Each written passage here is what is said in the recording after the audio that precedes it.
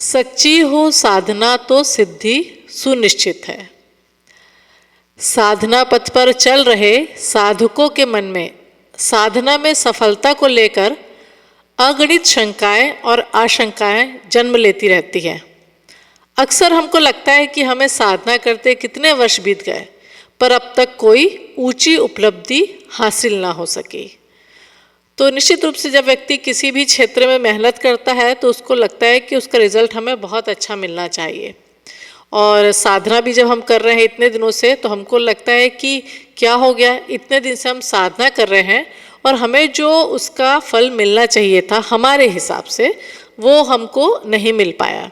और इस तरह से फिर मन में क्या होता है कि शंकाएं और अपने प्रति एक निराशा का भाव भी कई बार जन्म लेने लगता है। और क्या भाव उठता है, हमने अपने जीवन में कई अनुष्ठान किए, तीर्थ यात्राएं की, शास्त्रों का स्वाध्याय भी किया, पर फिर भी हमें कोई यथोचित लाभ प्राप्त क्यों नहीं हुआ। तो निश्चित रूप से हम लोग जब कोई विशेष समय आता है या कोई हमको विशेष ज़रूरत रहती है तो हम अनुष्ठान भी करते हैं। कई लोग तीर्थ यात्राएं भी बहुत करते हैं कि वहाँ भी जाके पुण्य की प्राप्ति होगी, स्वाध्याय करते हैं, पर उसके बाद भी कई बार लगता है कि हमको जो मिलना चाहिए था नहीं मिला। हमने सद्गुरु से दीक्षा भी ले ली फिर भी हमारी साधना सफल क्यों नहीं हो सकी, आदि आदि प्रश्न हमारे मन में उठते रहते हैं। कई बार ये लगता है कि हमने तो गुरुदेव से दीक्षा भी ली है, साधना भी कर रहे हैं, फिर ऐसा क्या हो रहा है कि हमको जिस तरह की सफलता मिलनी चाहिए थी, रिद्धियाँ सिद्धियाँ या हमारे जीवन में उसका प्रतिफल दिखना चाहिए था, वो हमको नहीं मिल रहा है। कई बार ऐसा होता है कि हमको साधना का तो असली अर्थ ही पता नहीं होता है कि सच्ची साधना होती क्या है। तो हमने कई बार ये पढ़ा भी है और उसको हमने समझा भी है कि साधना का अर्थ क्या होता है कि असंतुलित को संतुलित बनाना, अनगढ़ को सुगढ़ बनाना, या फिर हम सोचे तो जो भी हमारे जब सुविधा के लोभ को छोड़ना पड़ता है इसमें कि हमारे अनुसार सब चीज़ें चलें और जीवन को आगे बढ़ाने के लिए प्रखर पुरुषार्थ करना ही साधना है। साधना और क्या होती है जो केवल कर्मकांडों से नहीं होती है बल्कि आंतरिक पवित्रता, विशुद्ध प्रेम भावना, स्वार्थ का त्याग करें आदि सद्गुणों के पोषण और विकास से विकसित होती है। अब साधना क्यों कठिन होती है और क्यों हमको उसका लाभ नहीं मिल पाता, क्योंकि उसमें अपनी कमियों का अध्ययन करना पड़ता है और उसके बाद फिर उसके लिए प्रयास करना पड़ता है कि वो कमियां कैसे हटें और उसके बदले सद्गुण कैसे डेवलप हों। तो इसका मतलब हमने पहले भी गुरुदेव के उसमें पढ़ा था कि हम ही कपड़ा है, हम ही धोबी है और हम ही रंगरेज होते हैं। अब ये स्थिति साधक के लिए बहुत कठोर होती है कि हम तो चाहते हैं कि हमारी तरफ से कोई प्रॉब्लम ना हो और हमको कोई कुछ ना बोले या हमारे अंदर की कमियां न देखें, पर हम दूसरी चीज़ें करते रहें। तो ये साधना में नहीं होता है। इसलिए बोल रहे हैं कि कई बार जो होता है हमको लगता है कि ऐसा क्यों नहीं हो रहा है, क्योंकि उसमें साधना केवल माला पे या केवल अपने आप को भूखा रखने पे, इन सब चीज़ों पे डिपेंड नहीं होता। बहुत सारी चीज़ें साधनाओं के लिए अपने अंदर से पूरा खोज के अपने को खाली करना पड़ता है। तो इसलिए कई बार गुरुदेव कुछ देना भी चाहते हैं, चूँकि पुरुषार्थ जो होता है वो पूर्ण स्तर का नहीं होता है, तो फिर हम खाली हाथ रह जाते हैं और जो प्रयत्न करते हैं और सफलता नहीं मिलती तो फिर तो तभी इस तरह के हमको ख्याल आते हैं कि हमको जो ऊंची उपलब्धि हमको मिलनी चाहिए थी वो हमको नहीं मिल पाई। इसी उधेड़ बूंद दुविधा और द्वंद्व में कई लोग साधना से ही मुंह मोड़ लेते हैं और बीच बीच में साधना पथ का परित्याग भी करते रहते हैं। सच तो यह है कि साधना यदि सचमुच सही दिशा में है और साधना से जुड़े नियम, अनुशासन एवं संयम आदि का यथोचित पालन किया जाए तो साधना में सफलता न मिलने की दूर दूर तक कोई संभावना ही नहीं है। तो बोल रहे कई बार हम अज्ञानतावश और हम जैसा चाहते हैं वैसा नहीं होता है, तो कई बार ऐसा होता है कि लोग साधना से मुंह मोड़ लेते हैं कि भाई नहीं हो रहा, कुछ इससे फर्क पड़ नहीं रहा है, और जो उनके अंदर इतना धैर्य बिल्कुल नहीं रहता है। तो इसलिए क्या होता है वो अपने हिसाब से रिजल्ट चाहते हैं चीज़ों का, तो इसीलिए वो जो आधे रास्ते पे भी जो साधना करते हैं वो बीच में वो छोड़ देते हैं। जबकि बोला क्या जाता है कि अगर हम कुछ किसी चीज़ को करने के लिए जीवन में आगे रास्ते पे आ गए हैं और वापस आते हैं तो आधा रास्ता तो तय कर लिया था, तो आगे जाना चाहिए इंस्टेड ऑफ पीछे आने के। तो यहाँ बोल रहे हैं कि जो भी किसी भी क्षेत्र में हम सफलता पाना चाहते हैं तो नियम, अनुशासन, संयम का पालन तो हमको करना ही पड़ेगा। साधना में सफलता 100% सुनिश्चित है, गारंटी दे रहे हैं गुरुदेव, पर समस्या तब आती है जब हम साधना को, आध्यात्म को कर्मकांडीय क्रिया भर मान लेते हैं। तो बिल्कुल यदि हम जीवन भर यही सोचेंगे कि हमको अलग अलग क से कबूतर ही सिखाता रहे हमको रहे, लेकिन हम पीएचडी की डिग्री पाना चाहते हैं तो वो होने वाला है नहीं। क्योंकि जैसे जैसे छोटे बच्चों की तो कई बार छोटी मोटी कोई गलतियां भी माफ़ कर दी जाती है, पर यदि हम कॉलेज में पहुंच गए हैं, पीएचडी के स्टूडेंट बन रहे हैं और दूसरी चीज़ों में स्पेशलाइजेशन करना चाहते हैं, तो फिर गलतियों की संभावना वहाँ पर रहती नहीं कि गलतियों को माना जाए, बल्कि यदि गलती होगी तो सीधे सीधे उससे निकलना पड़ता है हमको। साधना के स्थूल पक्ष पर हमारा ध्यान तो होता है, माला जप हवन पूजा आदि क्रियाएं हम करते तो हैं, पर उन क्रियाओं के वास्तविक दर्शन, तत्व दर्शन की हम अक्सर उपेक्षा ही करते हैं। परिणाम स्वरूप ये सारी क्रियाएं बौद्धिक क्रियाएं मात्र बनकर रह जाती है। तो चूंकि हम शरीर हैं, हम स्थूल रूप में हैं, तो हमारा ज़्यादातर जो ध्यान होता है वो शरीर के इर्द गिर्द रहता है, या स्थूल चीज़ों को या फिजिकल ऑब्जेक्ट के ऊपर ज़्यादा रहता है। तो माला कर ली, जप कर लिया, हवन कर लिया, पूजा कर लिया, पर उसके यदि हम वास्तविक दर्शन और तत्व दर्शन को नहीं समझ पाए कि क्यों कर रहे हैं, तो बोलते हैं कि फिर उसको हम नेग्लेक्ट करेंगे तो क्या होता है कि केवल ये थ्योरेटिकल चीज़ें बन के रह जाती हैं, केवल वो एक थ्योरी बन के रह जाती है, प्रैक्टिकल तो हमने किया नहीं। जबकि हमको लग रहा है हम तो रोज कर रहे हैं, और जीवन में उसका यदि सही हमको जो है दिख नहीं रहा है उसका प्रभाव, तो हम धीरे से बीच में से निकल लेते हैं। तो नुकसान किसका होता है? हमारा होता है। तो गुरुदेव आज चाह रहे हैं कि यदि आप इतनी सब मेहनत कर रहे हैं हम सब, तो उसका सही तरीके से यदि साधना करना सीख जाए तो जो सिद्धियाँ, अब सिद्धियों का भी गुरुदेव का तो हर चीज़ निराली है, उनके तो विचार इतने दिमाग के जालों को साफ कर देते हैं कि सिद्धियों का मतलब तो हमने केवल बड़ा जो है कुछ ना कुछ पाने का आधार रखा है कि चमत्कार होंगे या पता नहीं क्या मिलने लग जाएगा, लेकिन गुरुदेव का तो सिद्धियों का मतलब भी अलग है। एक बार एक जो संत राबिया की स्टोरी हम लोगों ने पढ़ी थी एक बार, कि जब एक बार उन्होंने देखा कि बहुत भीड़ लगी हुई है कहीं और वहाँ वो गई, तो उन्होंने देखा कि एक जो व्यक्ति है वो पानी पे चल के दिखा रहा है, और लोग बड़ी वाही और आश्चर्यचकित होकर बैठे हैं कि देखिए क्या कर लिया। तो उन्होंने पूछा आपने क्या ऐसा पा लिया जीवन में? तो उस व्यक्ति ने कहा कि मैंने बरसों की साधना की, तपस्या की, तो मैं जो है पानी पर चलने लग गया। संत राबिया हंसी और उन्होंने कहा कि आपने इतने दिन जो है अपने जिंदगी के खराब कर लिए, ये काम तो एक मछली भी कर सकती है। तो उनको बड़ा आश्चर्य हुआ और उनको बड़ा पश्चाताप हुआ कि मैंने कितना गलत समझ लिया सिद्धियों और रिद्धियों को। उन्होंने कहा असली सिद्धि वो है हम जीवन की अपनी उपयोगिता समझें, और यदि आप एक नाव में बैठे हैं, भले ही आप एक नाव लें और दूसरे तरफ उसको पार उतारें, तो वो ज़्यादा उससे महत्वपूर्ण काम समझा जाएगा, इंस्टेड ऑफ पानी पे चल के और अपनी कौतूहल और आश्चर्यजनक जो हरकतें कर रहे हैं उससे लोगों को अचरज कर रहे हैं और गलत तरीके से मैसेज दे रहे हैं। तो अगर कोई व्यक्ति देखे तो बहुत बड़ी बात है कि उसने पानी पे चल लिया, लेकिन थोड़ी देर की वो चकाचौंध और थोड़ी देर का आश्चर्य होना व्यक्ति को लगता है, लेकिन उसके बाद व्हाट इज नेक्स्ट? कुछ भी नहीं। तो जीवन में सिद्धियों का तो गुरुदेव के मतलब ही अलग है। परिणाम स्वरूप ये सारी क्रियाएं बौद्धिक क्रियाएं मात्र बनकर रह जाती हैं। इसी कारण हमारी भावनाएं इनसे अछूती रह जाती हैं, हमारी भावनाएं परिष्कृत नहीं हो पाती और हमारी आत्मा आलाहित नहीं हो पाती। तो देखिए कितना अच्छा गुरुदेव उसका एकदम जो बोलते हैं ना कोर समझा रहे हैं कि कई बार हम इतनी ज़िंदगी भर मेहनत करते हैं, लेकिन क्यों नहीं उसका हमको रिजल्ट देखने मिलता है। क्योंकि यदि हम केवल स्थूल पक्ष को या फिर केवल उसको जो ऊपरी चीज़ों को पकड़ के रह जाएंगे तो क्या होगा, जो हमको परिणाम मिलना चाहिए नहीं मिलेगा, और हम इतने दिन गुरुदेव से जैसे बोलते हैं ना पारस के पास रह के भी हम लोहा बन के रह जाएंगे, हमको वो छू ही नहीं पाएंगे उसको। और गुरुदेव तो पारस है, लेकिन यदि हमने उनको सही ढंग से नहीं समझा कि वो कहना क्या चाहते हैं। गुरुदेव बोलते हैं कि आध्यात्म का रास्ता कोई शॉर्टकट नहीं है। यदि कोई आपको बोलता है कि शॉर्टकट ये कर लो और आपको ऐसा हो जाएगा, तो वो आपको बेवकूफ़ बना रहा है। आध्यात्मिक रास्ते में अपने को गलाना पड़ता है, अपने को झुकाना पड़ता है, अपने आप की उन चीज़ों को जीवन में लाने के लिए बहुत मेहनत करनी पड़ती है, तब वो चीज़ें जीवन में आती है और हमारा जीवन श्रेष्ठ बनता चला जाता है। मिले भी तो कैसे?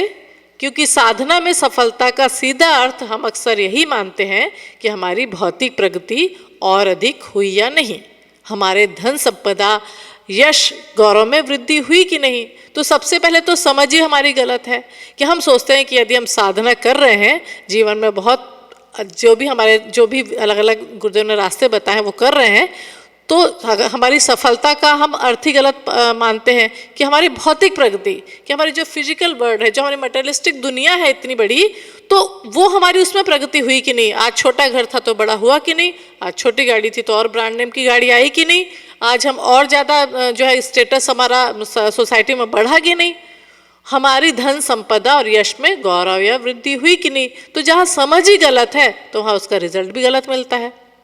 वास्तव में ये सारी चीज़ें कोई आध्यात्मिक उपलब्धि नहीं बल्कि भौतिक उपलब्धियां हैं। भौतिक संपदा तो भौतिक पुरुषार्थ मार्ग से कोई भी पा सकता है, पर आध्यात्मिक संपदा तो ऐसी संपदा है जिसके समक्ष कुबेर की संपदा भी तुच्छ जान पड़ती है। यह संपदा आध्यात्मिक साधना से मिल पानी संभव है, इसे पाने का कोई शॉर्टकट मार्ग नहीं है। गुरुदेव तो एकदम सीधे सीधे तीखी बातें और सत्य बात कहते हैं, कोई लीपापोती नहीं करते हैं कि बेटा ऐसा करोगे तो ऐसा मिल जाएगा ऐसे, और हमको भटकाते नहीं हैं। तो बोल रहे हैं कि जो ये सब चीज़ें हैं, धन संपदा यश गौरव, ये आध्यात्मिक उपलब्धियां नहीं है ये जिससे मनुष्य का जीवन श्रेष्ठ मिलता है। इससे हमारा सोशल स्टेटस तो बढ़ सकता है कि कोई बोले कि भाई कितना बड़ा व्यक्ति है या इसका कितना समाज में बहुत इसको लोग मानते हैं, पर इससे हम सोचे कि हमारी आंतरिक श्रेष्ठता आंतरिक संपदा बढ़ी तो इससे कुछ नहीं होता है। आध्यात्मिक उपलब्धि नहीं है, ये भौतिक उपलब्धियां हैं। और बोल रहे हैं कि अगर हमको कोई ये जो दुनियादारी की चीज़ें पानी है तो ये तो भौतिक पुरुषार्थ, अगर हम आज अच्छी पढ़ाई करेंगे, अच्छी हमारा जॉब लगेगा, अच्छी बड़ी पैसे अच्छे मिलेंगे तो हम घर बड़ा ले सकते हैं, बड़ी कार ले सकते हैं। लेकिन यदि कोई सोचे कि सिर्फ शिक्षा लेने से या पैसे कमाने से व्यक्ति के अंदर की बुराइयां खत्म हो जाए या वो एक सेवक बन के समाज कल्याण का काम करे, तो वो उससे नहीं होता है और इसका पाने का कोई शॉर्टकट नहीं है। अब कैसे होता है ये? जैसे कोई बीज जमीन में जाकर अपना संपूर्ण समर्पण कर देता है तभी वो बीज से विशाल वृक्ष बन पाता है, गगनचुंबी वृक्ष बनकर खड़ा हो पाता है। वैसे ही साधक को साधना की भूमि में उतरकर, साधना की गहराई में उतरकर अपनी वर्तमान मनोभूमि को मिटाना पड़ता है। गुरुदेव बोल रहे हैं जैसे एक बीज गलता है तो बीज क्या बाद में दिखता है कि बीज है? नहीं, वो क्या होता है, एक विशाल वृक्ष बन जाता है और वो हमको दिखता है, बीज के अंदर तो हम ध्यान ही नहीं देते हैं। तो बोले साधक भी जब साधना करता है, सच्ची साधना करता है, तो उसको अपने अंदर का वर्तमान मनोभूमि, जो मैं की मनोभूमि है, जो अहंकार की मनोभूमि है, वो हमको मिटानी पड़ती है। यानी अपने मैं को तो हटाना पड़ता है। बोलते हैं ना, मैं हटा तभी कुछ आगे हम बन पाते हैं। संपूर्ण समर्पण करना पड़ता है तभी उसके अंदर एक नए मनुष्य का जन्म होता है। उसका यह आमूलचूल रूपांतरण होकर उसी के अंदर एक नया देव मानव प्रकट हो जाता है। तो बोलते हैं हमारे अंदर से ही देव मानव का, महामानव का उदय होता है। जैसे हम अपने मैं को गलाते, मैं रूपी बीज को गलाते हैं, तो जो विशाल वृक्ष बनता है वो देव मानव का निकल के आता है, श्रेष्ठ मानव का निकल के आता है। और अपने अंदर इतना ज़्यादा हम ट्रांसफॉर्मेशन महसूस कर सकते हैं। जैसे हम बात भी कर रहे थे, जो कल बुक थी, कि जब हम गुरुदेव से जुड़े थे आने से पहले स्वाध्याय में, या सही रास्ते पे आने से पहले क्या थे और क्या हो गए। लेकिन ये जीवन भर चलने वाली प्रक्रिया है। बीच में बार बार ऐसी चीज़ें आती हैं जो आपको गिराती हैं, आपके सामने चैलेंजिंग इतनी सिचुएशन आती हैं। तो ये हमारे ऊपर है कि गुरुदेव के ज्ञान से हमने क्या सीखा। उसकी पूर्व की सभी आदतें, मान्यताएं, इच्छाएं, कामनाएं, वासनाएं आदि सभी मर जाते हैं, मिट जाते हैं। बोलते ना कि मैं तो कुछ हुई नहीं गुरुदेव, जो है आप हैं। वो बोलते हैं ना कि अगर हमको शीश भी कटाना पड़े, शीश मतलब अहंकार भी कटाना पड़े, क्योंकि सबसे ज़्यादा यदि कोई जीवन में प्रॉब्लम देता तो अपना मैं देता है। तो यहाँ बोल रहे हैं कि हमारी जो आदतें हैं, मान्यताएं हैं, इच्छाएं हैं, कामनाएं, वासनाएं जो खुद की रहती है वो मिट जाती है, और हमारी जो इच्छाएं, आदतें, मान्यताएं वो केवल और केवल गुरु के प्रति समर्पित होती हैं। और गुरुदेव कभी भी नहीं चाहते कि हमारे अंदर की ये सब चीज़ें श्रेष्ठ मार्ग की ओर आगे ना बढ़े, क्योंकि यही आदतें, इच्छाएं, कामनाएं हमें श्रेष्ठ मार्ग पे भी ले जा सकती हैं यदि वो सच्चे मार्ग पे लग गई, पॉजिटिविटी की ओर आ गई। और यही आदतें, इच्छाएं, कामनाएं, वासनाएं यदि निगेटिविटी की ओर और पतन के रास्ते की ओर चल गई तो हमारे अंदर का असुर बन के हमको ही खा जाती हैं, यानी हमारा जीवन दुभर हो जाता है। जब ये गुरु के प्रति समर्पित हो जाती है तो स्वयं को सोहम, शिवोहम, सच्चिदानंदो हम कहने लगते हैं। तब उसकी जीवन दृष्टि बड़ी व्यापक हो जाती है। वह सबको स्वयं में और स्वयं को सब में देखने लगता है। तब उसके हृदय में जो परम आनंद की अनुभूति होती है उसे बताया नहीं जा सकता। तो देखिए, सच्ची हो साधना तो सिद्धि सुनिश्चित है। तो सच्ची साधना कैसे होती है? जब हमारा मैं मिटता है, जो भी हम रास्ते पे चल रहे हैं, और उसके बाद हमको ये निकलता है कि सब जगह तो गुरुदेव है, और सब जगह गुरुदेव है, तो हमको कैसी शिकायत, हमको कैसे निराशा, कैसे हमारे अंदर की जो सामर्थ्य है उसको हम महसूस नहीं कर पाएंगे, क्योंकि सब में तो वो है। और यदि किसी के भी प्रति हमारे अंदर कुछ ऐसा आ रहा है, यदि हम कुछ भी चीज़ नहीं हम जो है जीवन में अपना पा रहे हैं, तो निश्चित रूप से हम बोलते तो हैं कि सबके अंदर जय गुरुदेव, लेकिन उसके अंदर विराजमान गुरुदेव को तो हम देख ही नहीं पा रहे हैं। तो कहीं ना कहीं कुछ प्रॉब्लम है और अपने आप को सुधारना चाहिए। इस प्रकार हम देखते हैं कि यदि साधना सचमुच सच्ची हो तो साधना से सिद्धि अवश्य मिलती है। शास्त्रों में वर्णित साधना से सिद्धि के लक्षण साधक के जीवन में सचमुच अभिव्यक्त होने लगते हैं। अतः हमारी साधना सफल नहीं होने का बस एक ही कारण है, और वह यह है कि हमने साधना के मर्म को समझा ही नहीं। हमने साधना के ज्ञान विज्ञान का सम्मान ही नहीं किया, इसलिए हम मन के विकारों से मुक्त नहीं कर पाए। हमने चित्त शुद्धि व मन को निर्मल बनाने की ओर ध्यान दिया ही नहीं। हमने जीवन में संयम, सेवा, सदाचार आदि का कोई महत्व दिया ही नहीं। तो क्लियर कट एकदम बोलते ना, टेस्ट है हमारा, ये टिक मार्क लगाने का है। साधना बहुत करते हैं, लेकिन यदि हमने अंदर से हमारे विकार नहीं गए, यदि हमारे अंदर से मैं नहीं हटा, यदि हमारे अंदर चित्त शुद्धि नहीं हुई, मन को निर्मल बनाने की ओर ध्यान नहीं दिया, और जो भी ऐसी चीज़, यदि हम कुछ भी चीज़ कर रहे हैं और हमारा मन परेशान हो रहा है, मतलब कहीं ना कहीं कुछ प्रॉब्लम हो रही है। हमने जो गुरुदेव चाहते हैं, जैसा उन्होंने जीवन जीने का तरीका दिया है, जैसा उन्होंने मन को जिस तरह से बनाने का तरीका दिया है, मतलब हम वैसा नहीं कर पाए, कहीं ना कहीं कुछ गड़बड़ हो रही है। क्योंकि जो प्राकृतिक चीज़ें होती हैं, हमेशा अपने आप को खुश रखना, हर में वो ईश्वर का अंश देखना, हर में गुरुदेव को देखना, और हर चीज़ का परिणाम गुरुदेव पे छोड़ देना, मैं को हटाना, तो फिर हमको कभी प्रॉब्लम नहीं होगी। लेकिन जहाँ हम अपनी चीज़ लाएंगे, अपने अंदर के मैं को, तो हर चीज़ में प्रॉब्लम दिखेगी, और हमको तुरंत अपने आप को संभाल लेना चाहिए कि कुछ तो गड़बड़ हो रहा है। यदि मुझे परेशानी हो रही है तो वो परेशान होने वाला तो स्वभाव ही नहीं है मेरा, मैं तो सच्चित आनंद हूँ, परम पूज्य गुरुदेव का अंश हूँ, तो किस बात की परेशानी है? तुरंत अपने ऊपर वो जो है ध्यान देना चाहिए। हमने तो बस अपने आराध्य को, अपने गुरु को, अपने भगवान को मनोकामना पूर्ति का एक यंत्र भर मान लिया है, और उन्हें मूर्ति और मंदिरों तक सीमित समझते रह गए हैं। इसलिए भगवान को पुष्प, अक्षत, नैवेद्य आदि भेंट चढ़ाने को ही हम, इस तरह हम पुष्प, अक्षत, नैवेद्य आदि भेंट चढ़ाने भर को हम साधना मानते रहे। मंदिरों में जाकर भगवान के समक्ष रोते गिड़गिड़ाते रहे, एक लंबा चौड़ा मांग पत्र प्रस्तुत करते रहे, और पूजन सामग्री चढ़ाकर भगवान को अपनी मनोकामना पूर्ति हेतु बहलाने, फुसलाने व रिझाने में लगे रहे। देखिए गुरुदेव कितनी तीखी कटाक्ष करते हैं कि होता क्या है कि लोगों ने अगर पूजा भी करते हैं तो भगवान पे एहसान करते हैं कि देखिए गुरुदेव मैंने इतना कर लिया अनुष्ठान या जो भी किया, अब मुझे तो कुछ मिला नहीं। पर ये नहीं सोचते कि कुछ चीज़ की शुरुआत होती है तो एकदम से किसी चीज़ का भी तुरंत फल नहीं मिलता है। हमारे संस्कार धीरे धीरे घटना चालू होते हैं।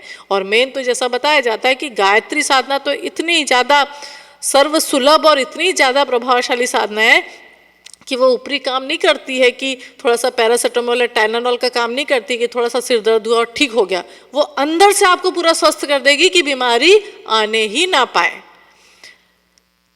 बोल रहे हैं यहाँ की अगर इस तरह का कुछ है तो हम तो जाकर रोते गिड़गिड़ाते रहते हैं और अपने गुरुदेव के सामने एक रोज अपनी लिस्ट लेके बैठ जाते हैं। तो कनेक्शन कहाँ हुआ, उपासना कहाँ हुई कि हम गुरुदेव के गुणों को, माता जी के गुणों को, गायत्री माता के गुणों को अपने अंदर धारण कर सके, जो उपासना का मतलब होता है। क्योंकि गुरुदेव बोलते हैं जिस समय आप भगवान के सामने बैठते हो, यदि आप कोई अपना रोना रो रहे हो, यदि बच्चे का, यदि अपने पति का, अपने जॉब का, अपने दुख का, तो वो इष्ट आपका होता है क्योंकि आप उसके प्रति इतनी लगन होते हो कि आप उसके लिए रो रहे हो। तो हमारा और तुम्हारा कहाँ रहा बीच में। और गुरुदेव ये नहीं बोलते कि बेटा आप, हम माता पिता हैं, आपकी इच्छाएं तो पूरी करेंगे, पर केवल आप उसको ही रोते रहोगे तो आप कहाँ से साधक बन पाओगे। मनोकामना पूरी होने पर धर्म आध्यात्म को कोसते रहे, अपने आराध्य गुरु व भगवान को कोसते रहे, पर हमने कभी इस ओर ध्यान दिया ही नहीं कि वास्तव में हमारे गुरु, हमारे आराध्य, हमारे भगवान हमसे क्या चाहते हैं, वे हमें क्या बनाना चाहते हैं।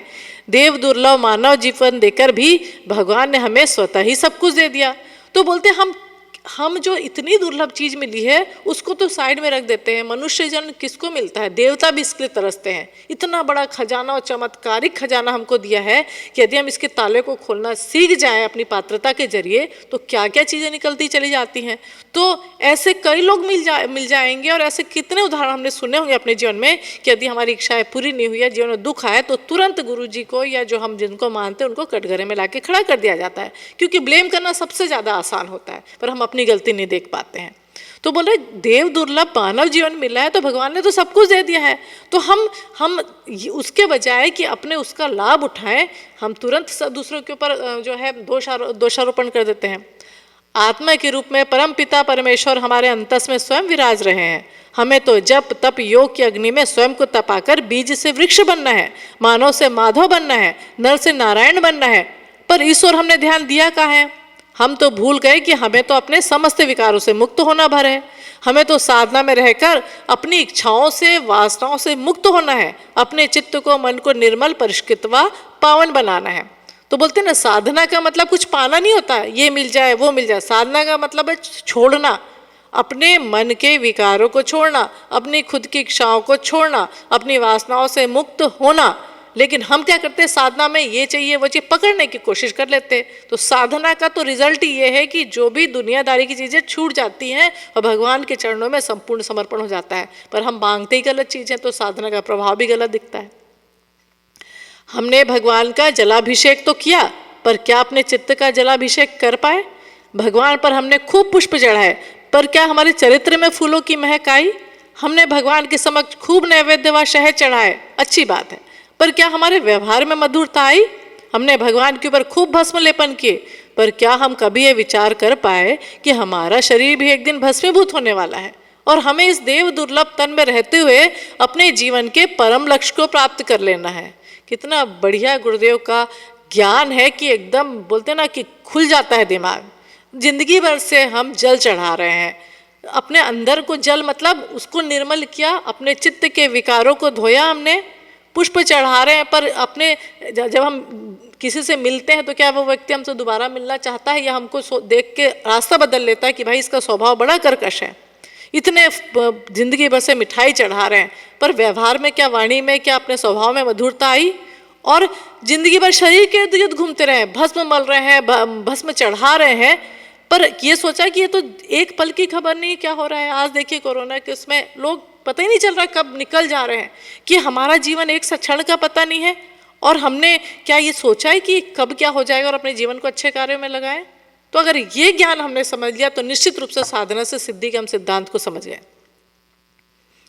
हमने खूब यज्ञ किए, खूब आहुतियां दी, पर क्या अपने समय श्रम प्रतिभा व धन आदि की आहुतियां देकर इस विश्व ब्रह्मांड के रूप में अभिव्यक्त परमेश्वर की सचमुच पूजा की? क्या पर सेवा परोपकार की प्रवृत्ति हमारे अंदर जागृत हो सकी? जिस आराध्य को भगवान को हम मंदिरों में निहारते रहे, उस भगवान को क्या हम दीन दुखियों में, अपनों में, परायों में, यत्र तत्र सर्वत्र भी निहार पाए? क्या उन सब में हमें अपने आराध्य की छवि दिखी? क्या दूसरों के दुख से हमारा मन द्रवित होने लगा? क्या उनकी सेवा को मन बेचैन हुआ? क्या उन्हें देखकर आंखों में आंसू और हृदय में भाव संवेदनाएं उमड़ने घुमड़ने लगी? तो देखिए, जो ये क्वेश्चन मार्क आ रहे हैं, ये हमारी टेस्टिंग है। बहुत साधना करी, क्या ये सब चीजें हो पाई? क्या हम विश्व ब्रह्मांड के रूप में गुरुदेव को देख पाए? क्या हमें दूसरों से शिकायत होना बंद हुई, या अपने ऊपर ध्यान देना हमने चालू किया? बोल रहे हम मूर्तियों को तो बहुत निहारते हैं, पर जो बोलते हैं ना भगवान, जो कण कण में भगवान है, जो लोगों के अंदर दरिद्र नारायण जो है, जो समाज में जो लोग हैं जिनको इतना दुख है, क्या उसमें हम गुरुदेव की झलक देख पाए? क्या दूसरों को अपना दुख देखकर अपने को कोई कुछ करता तो बहुत दुख होता है, क्या दूसरों के लिए वो हम फीलिंग ला पाए? दूसरों के दुख को देखकर आंखों में आंसू आए, हृदय में बेचैनी उठी कि मैं इसका दुख कैसे दूर कर दूं? तो बोले यदि कर पाए तो साधना से सिद्धि आपको मिलने लग गई है। हमने स्तुति व आरती के माध्यम से भगवान के दिव्य गुणों को खूब गाया, पर क्या हम उन गुणों को अपने जीवन में उतार पाए? क्या हम कर्म करते समय यह याद रख पाए कि ईश्वर सर्वत्र है, सर्वज्ञ है, सर्वशक्तिशाली है? वह सर्वज्ञ सर्वव्यापी ईश्वर हमारे हर कर्म को देख रहा है और हमें अपने कर्मों का फल मिलने वाला है, क्योंकि ईश्वर न्यायकारी है, वह किसी का पक्षपात नहीं करता। कितना बढ़िया दिया है। हम दूसरों के उस पर तो उंगलियां उठाते हैं, लेकिन हम जब कुछ गलत करते हैं तो हम नहीं देखते कि हमको भी तो फल मिलने वाला है। तो और ईश्वर तो न्यायकारी है, वो किसी के साथ पक्षपात नहीं करता।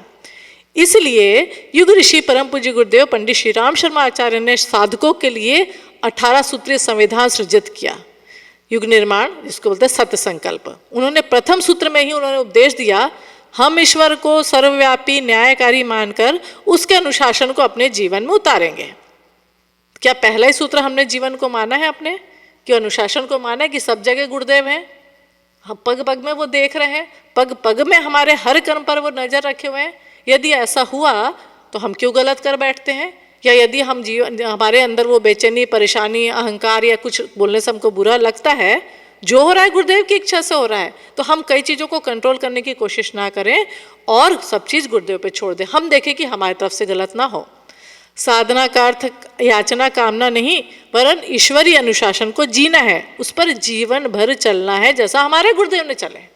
उनको क्या परेशानियां नहीं आई होंगी? क्या उन्होंने तो एक लीला पुरुष मनुष्य का जन्म देके हमको सिखाया कि आप एक सामान्य मनुष्य होके भी यदि अपने गुरु के वाक्य को ब्रह्म वाक्य मानते हैं और उनके जीवन का अनुशासन भर पालन करते हैं तो आप क्या से क्या बन जाते हैं। तो मेरे बच्चों, आप भी वैसे बन सकते हो, शर्त एक ही है, साधना को सही अर्थ में समझें, अपने जीवन में उस अनुशासन को अपनाएं।